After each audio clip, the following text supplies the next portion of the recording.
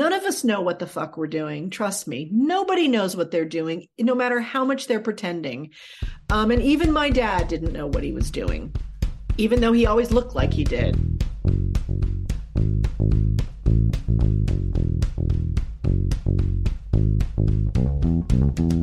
The sinking sand of despair, the smell of dread in the air. I'm head to toe in my own fear. I'm going to die and I need to cry. Kelly, Carlin, McCall, how are you, Kelly? I'm good, Michael. Thanks for coming on. Pleasure. Very, very interested to talk to you, as we have a listenership of savages who would be far from in touch with their deep emotions. Okay. And I view this as a huge opportunity of education for each and every one of those pigs. You are a practitioner of Buddhism. I am, yeah, Zen. When you kind of read about Buddhism and what it means, it's hard to imagine why everyone isn't taking part in it, really. Do you know what I mean? It just kind of seems like So true. the answer to existence. Is it nearly metaphorical, the whole thing that living the good life will reward you in afterlives? Is it just kind of a message that says there is no greater circumstance than living a full life now, and the other thing actually shouldn't concern you? Or is that a legitimate belief? You know, it's interesting with Buddhism because there are local cultural versions of it, certainly Tibetan Buddhism, that does talk about the afterlife as far as bardos and moving through them and stuff like that. And I'm not into that kind of so much those kind of teachings, which I would say are more akin to other indigenous type of things that have some sort of relationship or try to have some sort of relationship with what happens to us after we die. But I think the Southeast Asian and the Japanese and, you know, more of the Zen Buddhist take on things is absolutely about, you know, we are here and we are dealing with life and we are dealing with each other. And how do we deconstruct what we project out into the world? You know, how do we see our own thoughts and our own construction of our thoughts? And you know, as I learned about the Dharma and the teachings, you know, that are 2,500 years old, it's really cool because, you know, the science is backing up all this stuff now, which is pretty amazing.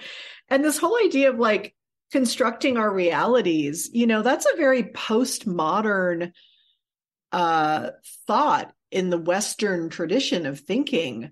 You know, that's something that's only been around for, you know, 100 years or even less, that, you know, we all kind of have a subjective reality. So I think it's fascinating. As far as the metaphor thing, I mean, I you know, what I always said and say to people is, you know, well, we don't know what happens after we die. We'll find out then. And either it's going to be a party or it's not going to be anything. And either way, it sounds like we'll be okay.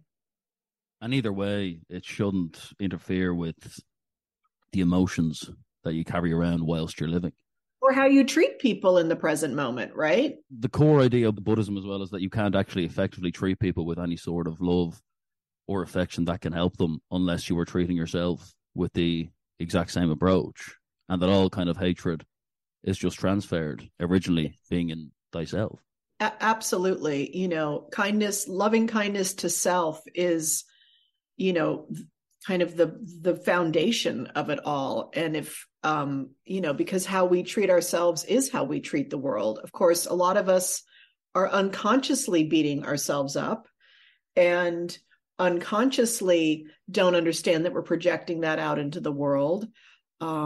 And self-love is a profound act of courage, actually, I believe. It's not a softening or a weakening of the self. It's the foundation for then feeling secure and kind of a core strength. When you commit to the kind of the Zen Buddhism thing, is it like a contract you sign within your own head, or does it just suck your spirit in? Is there ever times where you find yourself still giving time to the opinions of others and kind of letting yourself down internally, or is it a form of hypnosis? Because in a way, we're all hypnotized by something. Capitalism does that. Our childhoods do that. Is it just a new form of healthier hypnosis, or is it something that you have to work on keeping within yourself when you are in a Zen mode of existence? The whole point is that in every moment, you're just trying to be as conscious as you possibly can. And of course, there's deep, deep times of unconsciousness and being spun around by the culture and your own personal psychological complexes.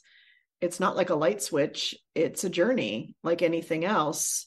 And the journey starts with being kind to yourself about every moment that you have. It's not a pill you take and then you're fine. And most people sit on a cushion and get very few moments of inner peace and calm and quiet. That can take decades for people to find that space. But I think what it teaches you to do is to witness your thoughts, to witness the sensations of your bodies, to witness your emotions. And when we witness these things with kindness, then we see that they are impermanent and that everything is impermanent and that we don't have to buy into it all so much. So the micro moment of an emotion can be impermanent. And then also looking at the state of the world and knowing that this too is impermanent. And that doesn't give you license then to do whatever the hell you want to do. What they ask of you is then to know that, number one, it's about making sure that you're not causing any suffering in the world. And of course, we're always causing suffering if we live in a capitalistic society or anything. If you're eating anything, you're causing some suffering. So it's degrees of that. So it's not some sort of antidote for things, but it is another tool I have found, and especially mindfulness, which is what I study, the Thich Nhat Hanh path of mindfulness, that it's a tool in order to be able to constantly witness our own hypnosis, our own neurosis, and the societal, like you said, hypnosis that comes over us. And it's no fun to wake up. It's no fun to look at your own crap that's inside of you. It's no fun to see how broken the system is. That's hard to sit with. And then too, you have to bring loving kindness to the suffering and the difficulty of being able to kind of see with your eyes wide open. The daughter of George Carlin, many listeners will be aware of his great iconic work. What was it like being the daughter of a father who was on a stage and kind of humorously critiquing the lives of what would have been a lot of your peers' parents? Was it an isolated childhood to have your dad to be a social commentator that was kind of pushing the boundaries so far? I mean, I grew up in the 60s and the 70s. There were plenty of people who were saying the same things he was saying, just in different ways. I think it's always more complicated than people believe it is. I mean, we lived a very privileged life. My dad lived the American dream, while at the same time he was able to critique it. He knew that. He knew he was lucky. He knew that he worked hard for it, but he also knew that he was lucky, and he knew he had privilege. But he tried to use his respect of other people and honoring of other humans in his life, to be a good human being. Was it isolating? I think the most isolating part of my childhood was my parents' addiction, because you can't really talk about that kind of stuff outside of the home. And so I felt very lonely and alone going to school and being around my peers and not knowing if anyone else's family was going through stuff like that, which I'm sure they were. But as far as him being a comedian, no, that was actually something that would attract people to me and people would want to be around me. Maybe the isolating part of that might be you never really knew who was your friend because of who you are or because of who your parent is. Yeah. But as far as him being a social commentator, I tended to grow up around people who were very progressive and would agree with him 99% of the time. When you talk about like George Carlin and cocaine addiction, it's strange to think that when you see him perform, it seems like a man that is so on top of his emotions and his shadow. And that's why he's able to parody it in a way that other people can't. Where do you think the addiction stemmed from? I think some people are just wired for addiction. His father was a raging alcoholic and died early. He didn't know his father. His mother and his mother's side of the family certainly had it too. I mean, you don't want to forward the trope, but he was an Irish. He was Irish, 100% Irish. And then cocaine in and of itself, for someone like my dad, who was slightly OCD already and very, very driven, I think it was like the perfect drug for him. And it's a very, very addicting drug. It's a very dangerous drug. It's not like marijuana. It's processed like alcohol. And anything that is processed like that is really going to do a number on your body and on your mind. It gave him a lot of energy. It gave him a lot of focus, and it gives you a lot of clarity the first few times you do it. The problem is that the person who does it once wants to do it, keep doing it over and over again. And then it leads to no sleeping, which then really leads to a lot of problems. And then add on top of that, my mother's own very severe alcoholism. And it's a real recipe for, not too much harmony in inside the house. So, but it was a drug that it was of its time. It was the early 70s, mid 70s, and he was one of those people who really liked it. Do you think that there's a choice at all to addiction, though? Because when we talk about things like Buddhism and kind of the control that one can take over their own mind and perception, do you think it is a genuine chemical wiring within the brain, a genetic thing, or deep down there is a choice that you can still make? I think there is absolutely a genetic propensity for it, like there is for other things. Chemicals in your body and how they react to your body and your brain would be a biological, physical reaction. But then recovery is all about choice, making choices all day long about who you surround yourself with, what actions you take, and what thoughts you have.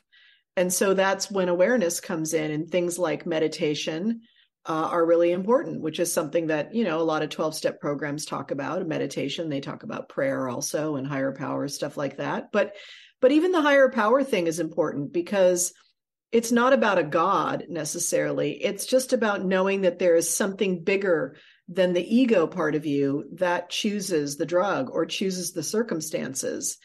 And that's the Buddhist part, right? The Buddhist part is always about seeing that there is another perspective that is bigger than your ego. And your unconscious is one of those things that is bigger than your ego.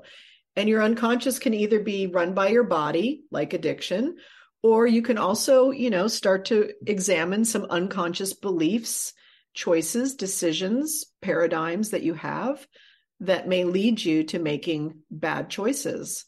I think it's always both. Do you think George Carlin was, in a way, a Buddhist with a microphone in his hand? I think he was someone, yes, who, in his own way, although he wouldn't put it this way, but just observing him and being a member of the audience, I felt he loved to wake up people to a larger reality. Not a spiritual one, but in some ways a spiritual one. I mean, his whole bit about the big electron, I think, is a very Buddhist take on,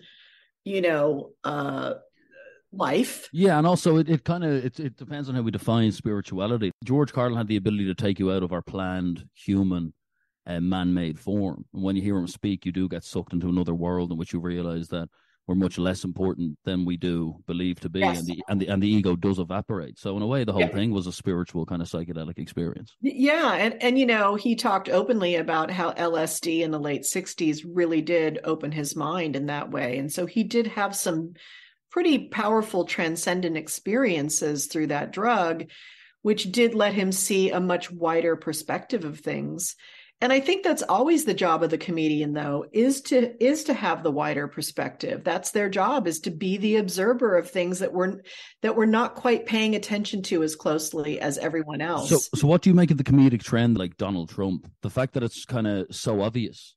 Do you think that that's weak comedy? It's not necessarily awakening you, and it's a late night show, and they do 5 minutes on something that everybody's talking about in every bar, and they're not taking the viewer of the comedy to a new level. I don't know. I mean, I think there's some people who do it well and others who don't. I mean, that's the talent, right? That's the mastery of the material.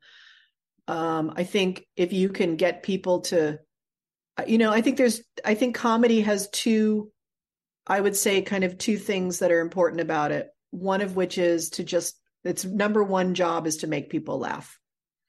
And that was always my dad's job. And he always said that I'm not here to change people's thinking. I'm here to make them laugh. I'm an entertainer first and foremost. And he would say, I'm not here to change people's thinking. I'm just here to make sure that people know that I've been thinking all day. So it was very much of a show-off thing for him. Did he genuinely give as little a fuck as a viewer would think? When he's on stage, he genuinely looks unbelievably relaxed. And the closest thing to, in a comedic performance I've seen, express his exact thoughts. Was that genuine, or was that just a mastered performance? Both. He believed everything he said and stood behind it. And he was an entertainer that learned and knew how to use the techniques of oration in order to make his point. He was a monologist. He was an orator that made you laugh. He was a man who understood the power of language to make an argument. He was an essayist, but making people laugh was his job. So he would tell you, and has said this out loud, it was both. He believed everything he said. And of course, he would heighten things to an absurd level, because the absurdity also makes people be able to see things clearer if you take something to an absurd degree. And it also makes you realize that everything's absurd, and that even normal life is as absurd as anything that exaggeration will provide. And that's kind of the idea. It's adding a reverence, and in a way taking away troubles. And at the time, people tried to use seriousness to make people feel fear, and therefore to control them. And what George Carlin did is kind of make people realize that you were capable of greater emotional safety by not playing the game. Absolutely. And, there's a really good point, though, that I don't know if you know who Penn Jillette is, of Penn and Teller. But he's a great thinker and really admired my father, and they were friends and stuff. And I heard him recently talking about this, that, it is kind of the entertainer and especially the comedian's job to be the bomb thrower, to show the world how absurd everything is. And then Penn was talking about Donald Trump, because he had been on his show, The Apprentice, and just saw him really close up and knew what a not a good human being he is on every level. And he said, it's one thing to be the bomb thrower as long as the system is in some ways working. But you don't ever want to put the bomb thrower in charge of the system because of the amount of chaos that then happens. And, a part of my dad obviously knew his role was to be a bomb thrower. And as long as the system was working, my dad was making money and had food on the table and could buy a nice car whenever he wanted to.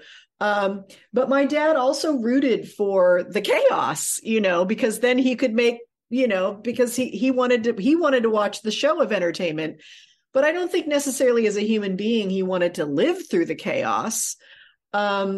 So I think I think it's important to understand that the comedian's job is to poke at the bear.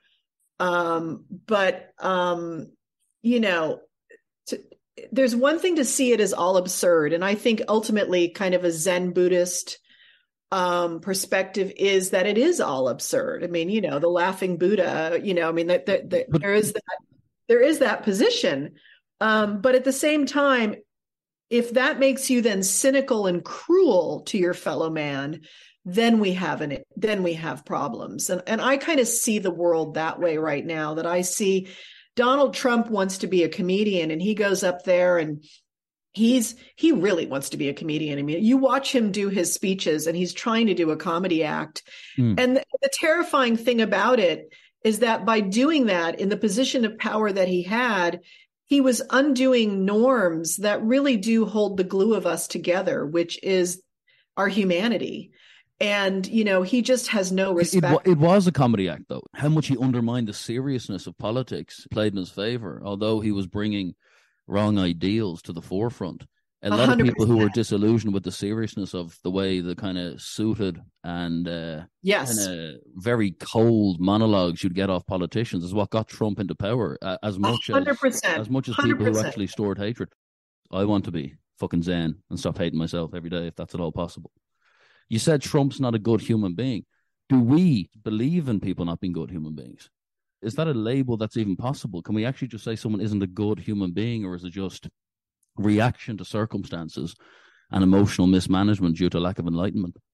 Yeah, I mean, from an enlightened point of view, of course, I have compassion for all human beings, including him. I mean, this guy's a broken human being. And I do agree, Michael, that it is based on, I mean, I've watched some documentaries, and his father was, one of the biggest pieces of shit on earth, who was broken probably by his own life. And but isn't everyone's primary responsibility is to try and find some form of inner happiness and peace, and it's the world's fault in a series of circumstances that his was from kind of excessive wealth and standing on the little guy to get to the top. That's what made him feel good. And at some point, people have to take responsibility for themselves. And because of his personality disorder, he has no capability of doing that, which makes him very dangerous. The world, at the end of the day, the rat race that it has presented us with, Donald Trump, from the age of 6, thought he wouldn't be ashamed of who he is. No, he wouldn't. The world set that up. The guy's brain experiences dopamine. Yeah, we need to. And when he donates to a charity, he genuinely believes that he's helping people. And I get that, but we still then have to have our own boundaries in a society and say this is right and this is wrong. But otherwise, I think when people do have enlightenment, I think the kind of hatred of Trump, I think it empowers him, and I think it empowers the people that follow him, because they then view him as a rebel. When in reality, if his kind of ideology was taking away Trump the revolutionary is how you disarm him. I 100% agree. And I think within all of us, we have an enlightened version of ourselves. And then we have a version that can, and that's why I talk about late night when you see these comedians doing bits. A lot of the audience who vote for Trump are just going, these guys are trying to fill their pockets by picking on an easy target. And I never saw George Carlin pick on the easy target. And even if something did become easy, he'd nearly change the material to move somewhere else, because he viewed it as his responsibility to keep the intellect of his audience going, as opposed to remain static.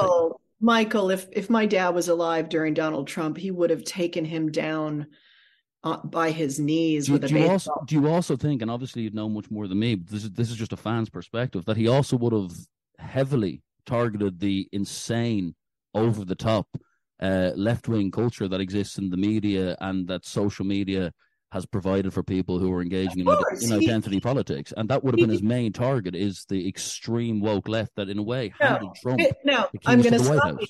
That was so his main target always was political correctness and the owners of this country.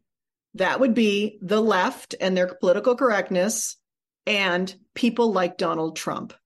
So because Donald Trump presents himself as a rebel and has hypnotized people in thinking that he's on their side, he is not. He is an elite. He's a man who's used the system to line his own pockets. My father loathed Donald Trump and would have fucking taken him down. Of course, but could you see George Carlin pointing the finger at people and saying, look what you caused?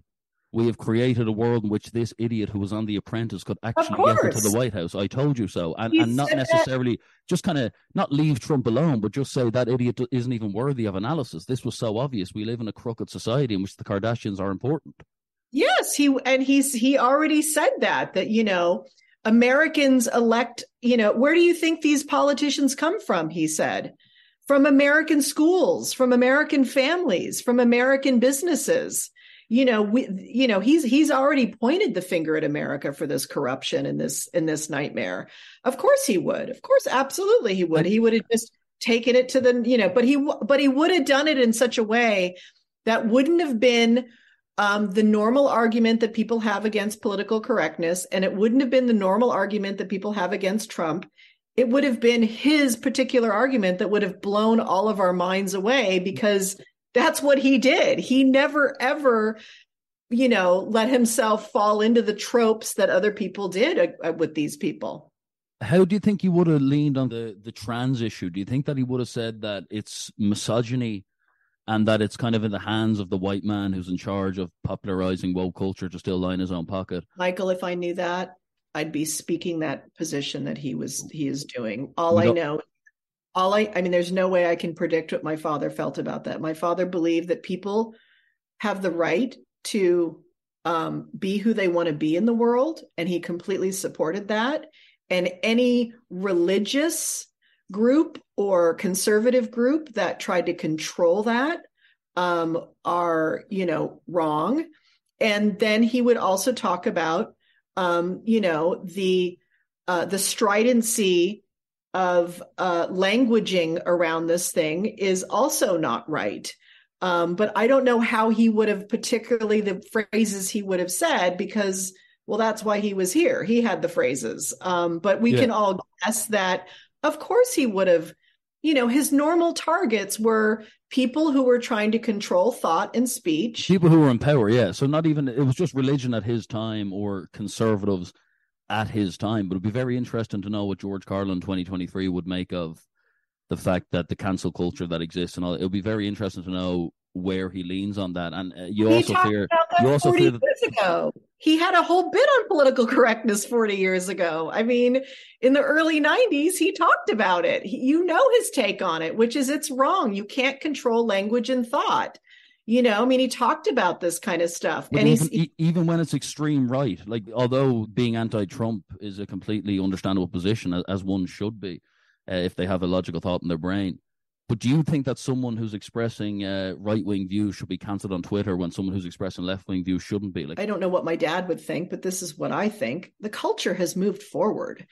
The culture is more progressive than it was 50 years ago, than it was 25 years ago. I mean, gay marriage in our country is legal.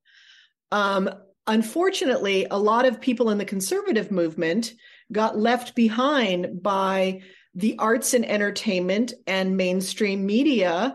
The people who work in those jobs and those careers and those systems are, for the most part, more left-leaning than right-leaning. They're more human rights oriented. But originally that was because they were free thinkers. But now it seems to me that being left-wing is just a way to fit in the creative society, because you're threatened if you're not. Back in the day, it seemed like being counterculture was the only way you could express yourself. But now it seems like I think that's a natural pendulum shift of any society, that the other side is now coming back and trying to wrest some of the balance of this. And has begun to mirror the behaviors of the previous opponent. Yes, always. And I think, over a 200-year period, we'll know more. But I think this is a natural swing in our society. And I also think that normally anybody who's trying to change a culture is going to do it with more of a sledgehammer approach. It's like when the Me Too movement came out, and everyone was like, you have to believe every woman and every accusation. And it's like, well, okay, the legal world, has an approach to that, and people have an approach to that. But anyone I talk to on the left, and I have so many progressive friends, everyone had a much more ability to have a shades of gray type of conversation about the Me Too movement. No one was stridently saying, everyone who's been accused is definitely guilty. It's like, life is complicated. It's the youth, you see. It's what it does to the youth. And it's the 16, 17, and 18-year-olds who are seeking an identity, who then don't have the life experience or intellect to adopt that position, who begin pointing fingers, and then it becomes popular, and it doesn't sound nice to say. Well, it becomes popular to be a victim of sexual abuse. Well, I think, you're either going to be victim, perpetrator, or rescuer. That's the ego stance. Those are the three roles the ego get to play in any society or family. And so, victim's easy to play, and everyone's victim. Everyone gets to play the victim role at some point, and the rescuer point. There's the rescuer point too. But I think also, one thing we haven't talked about that I think is exacerbated all of this, which is social media. We are in the end, we are like animals that love shiny things, and our brains cannot handle the responsibility of what we have done through social media. And I think that without social media, this would be a very different world right now. Yeah. We're out of sync with our natural existence completely, and having the ability to express thought or receive information on such a wide scale with a mobile tablet has whipped our existence away from us. And it's either existence is ending, or serious legislation comes in which we have to fade social media out of society. And it was a fad, and it was a phase, but so powerful it is, and so backed by money, it will probably win. And humans will become second to, in a way, robotic, computerized thought. And without sounding like a conspiracy freak, the robot fucking war comes in. Well, we're seeing it, right? I mean, the whole AI and the whole a chat thing or whatever. But yeah, I mean, we are. People think, that because we've got this civilization and we can fly airplanes and put someone on the moon and treat cancer and heart disease and things like that, we're civilized. But, and this is kind of, I think, a lot of what my dad's point always was. It's just, but right under the surface is the greed, is the selfishness, is the mind thing. And we have no control over that. And this is where Buddhism comes in, because Buddhism is about slowing down your thinking and slowing down your actions. It's actually never been a more important time to start considering things like Buddhism, because you do have to check out of this society. And back when Buddhism and all that stuff was beginning, it's still, there was a natural element to the world. You know what I mean? We had sex with each other, we hunted for food, but we were always present more naturally. But now no one's present, because social media is a recollection of the past and a plan for the future. So present thought's actually impossible if you're engaging in it. So maybe Buddhism and internal health is the only escape any human being who wants to live any form of meaningful life has at this point. And has the community seen an upsurge now due to, do you think, the threat of social media, as opposed to just the kind of fad of people wanting to claim they're a Buddhist on Instagram and have their yoga mat in the boot of their car? I mean, I think there's enough talk in the culture that people understand that self-awareness is super important, and that self-awareness of these unconscious thoughts and desires and urges and constructs are really essential. But in order to have that self-awareness, you have to teach people things like critical thinking. And, critical thinking isn't taught much in at least in America, in certain regions, so, and of course with media, we're all addicted to these screens, and, TV, started 60 years ago or whatever it was, 65, 70 years ago. So critical thinking has gone down a lot in the last half of the 20th century. It's also very funny the way we nearly mock kind of our grandparents for believing in God, and that was their way of coping with the fact that you die. But right now, the conversation of death is less brought up than it ever was. We just don't even talk about it because we're so locked into pointless information that we're more afraid than they were. They made up a man in the sky, but we've made up a new form of existence in which we read statements that don't really exist. Yeah. And that's that just shows the lack of critical thought that's really going on in the world right now. At least when you're going to church and you're praying to someone who doesn't exist in the sky in the name of Catholicism 100 years ago, you're still acknowledging the fact that we are dying. What are we going to do about it? But now the death conversation is danced around. Yeah. And you see all these people rise to the top of popular culture on YouTube and in all form of different shows and conversational outlets, but no one's talking about death. What was George Carlin like towards the tail end? How did he face it? How did he stare death in the eye? Like, what were the last conversations you had with him? We never talked about it. That's a topic that we never talked about in my family. I wrote a memoir, and the theme of the memoir was, just like other families, there were certain things that we just pretended weren't happening. And around my mother's death 25 years ago, we didn't really talk about it. Even afterwards, was that something that you and your father would have kind of connected over in his remaining years, or was it something that he pushed to the side emotionally? No, he pushed all that stuff aside. He admitted that he was a person that did not feel his emotions deeply. He had a big heart. But is that true though? Because it's such emotional work that he was putting out. But he didn't. whatever you suppress, he could be emotional. It's not that he couldn't be emotional, but, vulnerable is different than emotional. And our vulnerability is the thing that we cut off from. And no, there were things that we didn't talk about. We were like some families where, the elephants in the room. And so he had heart failure the last 2 or 3 years he was alive. We never once talked about it. I knew what was happening. I ended up doing some research on the internet, understanding that if he didn't get a heart transplant, he'd probably only had at the most 5 years.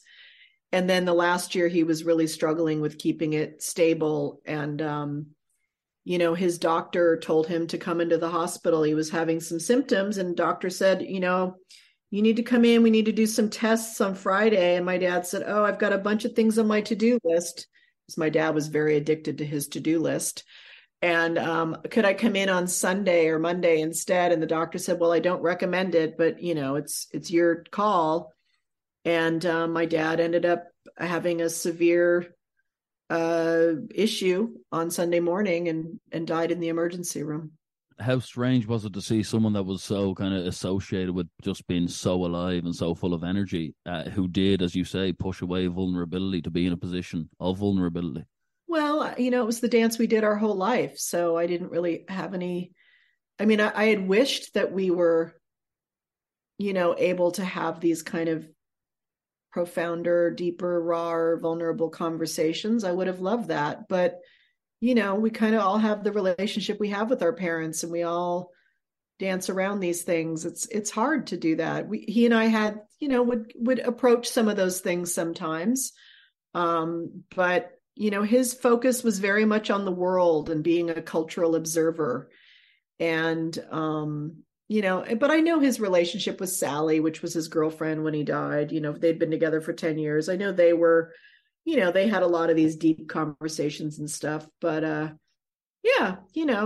think that's part of the reason I wanted to do my solo show and write my book, because I wanted people to know that, he was this amazing man and an amazing thinker, an amazing performer, and a kind-hearted soul, and a genuinely down-to-earth human being. But he was also human. He had his emotional baggage, just like the rest of us. And he wasn't perfect. And he struggled with that. I think he struggled a lot with a lot of regret about the addiction part of his years and the effect that had on me as a kid.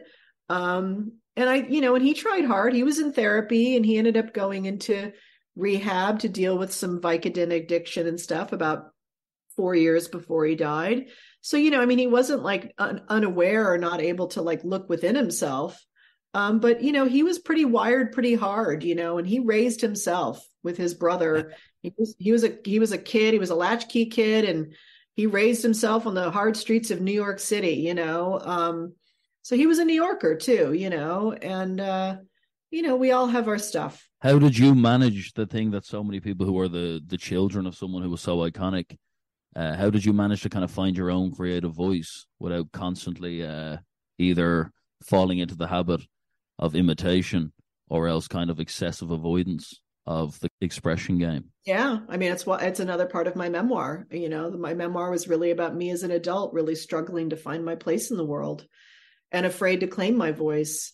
And it really wasn't until my dad died that I felt that I had a real freedom to be able to do that as a creative, because it was such a huge shadow. And I'm actually starting to write a little bit about that time in my life, about what it was like to suddenly be out of the shadow and to choose to step into the spotlight, and the conscious choice I made around that.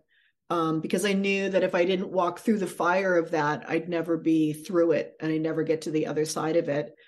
And at the same time, I knew I really wanted to take care of my dad's legacy. I'm an only child, and it was important to me to protect his legacy, even though he didn't want me to do that, I don't think. But I think he's really an important thinker and an important person of the 20th century. And, I want to make sure that people get it right as long as I'm alive when they tell his story, or, and I try to do that. I gave up on social media. It's ridiculous. But, so I felt that was important too.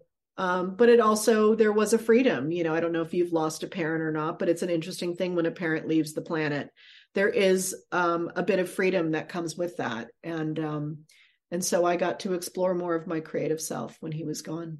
How do you view then the next 15 or 20 years of your own life? Because you're talking about that freedom, and so far it has been about things like stepping out of that shadow, finding your own voice, dealing with the things like childhood trauma that everyone has to do. Are you excited now about the 60s and the 70s and truly going into a new area of expression? I actually am, and I do feel excited about it. The documentary, I think you guys have it there. I think it's on Sky. George Carlin's American Dream. The Judd Apatow thing. The Judd Apatow doc. When that came out last year, I really felt like it was the end of a long arc for me, because after my mom died in 97 and 99, I started to do a solo show and wanted to tell my own story and talk a little bit about the family. And so it was a long arc of a thing, and it's, the story's done now and it's out there. And so I'm excited about the next 20 years, as far as my own creative life and feeling permission. But, it'll always be a struggle for me. There's always some voice on my shoulder that's worried about, his fans, or worried about an audience or whatever. But I'm getting more and more in contact with that part of me that just has a point of view and has my own life experience to talk about. The lineage of it is beautiful as well, because in the Last Words book that your old man wrote, he talks about his own mother, Mary, appearing on his shoulder when he's in the writing room, when the OCD kicks in. And just the passed down of ideology of who we are, seed and egg. Our blood's our blood, and the immortality is nearly achieved that way. The passing down of DNA is enough spirituality and magic that any human needs, really, isn't it? Absolutely, Michael. Yes, it is like that, and I know that he saw me as an artist and knew that I was a good writer and that I had the chops of performance and that I have a good head on my shoulders. I'm glad I got the gift of the gab, and I got the ability to look at the world through certain eyes. And I hope to just use that ability more and more to kind of tell people how I see it, and also to try to bring some, that extra dose of the humanity and the loving kindness to it all. And, my whole aim with all of my work is always to reveal to people that we're all human, we're all struggling with something, and that the more we can share our humanity with each other, I think a better chance we all have as a species and as a planet. Well, Kelly, I wish we had more time, but before we part ways, just kind of speaking to an audience that would be in between that 30 to 40 age bracket, the key thing to avoiding that panic you have within yourself and that questioning and that voice in your head that has you beating yourself up. Yeah. What is the key to finding a feeling of warmth around your body? Yeah, I think it's important to remember that, like you just said, during those decades, everyone is having those thoughts. And that's almost kind of your job in your 30s and 40s, is to kind of be questioning, am I living into my potential? Because that is kind of the fuel that fuels us forward. And how would we define potential, just real quick? I'm talking about that thing that you feel that, that at the end of your life, you want to look back on your life and said, yeah, I did it. I did what I was here to do. And so, societal standards are going to get in the way of that. And there's no there's no such thing as a late bloomer. There just is the place you're in and the journey you're in. And there's no right way to do any of this. And so I think it's important to really remember and to invite that voice in, which is like a kind mentor who really, really gets you and says, you're okay. You're going to be okay. And, and just as long as you keep being good to yourself and being kind to yourself and good and kind to the rest of the world, that's what really, really matters. And all of the prestige and all of the achievement, it's all a big experiment. It's just, we're all throwing spaghetti on the wall, people. None of us know what the fuck we're doing. Trust me. Nobody knows what they're doing, no matter how much they're pretending. And even my dad didn't know what he was doing, even though he always looked like he did. So we're all just trying to figure it out, And I love this quote of Ram Dass's, which is, We're all just walking each other home. And if we can remember that's all we're here doing as humans, is we're just trying to walk each other home. I think it takes a lot of the pressure off. Well, it's been beautiful. It's a different theme for the Michael Anthony show, but it's been calming. It's been relaxing, and I appreciate your time, and hopefully we chat again sometime. Michael, I would love that. I love this conversation, and thank you so much for having me. Well, huge respect to you, Kelly, and obviously massive respect to your father and everything he provided for all of us as well. Thank you. All the best. It's been how many years, my boy? Audiobook started shorter than You still don't know my tears of joy. No need to go, just take it slow. Podcast or something like that. And have you heard the Michael Anthony show? A nice show.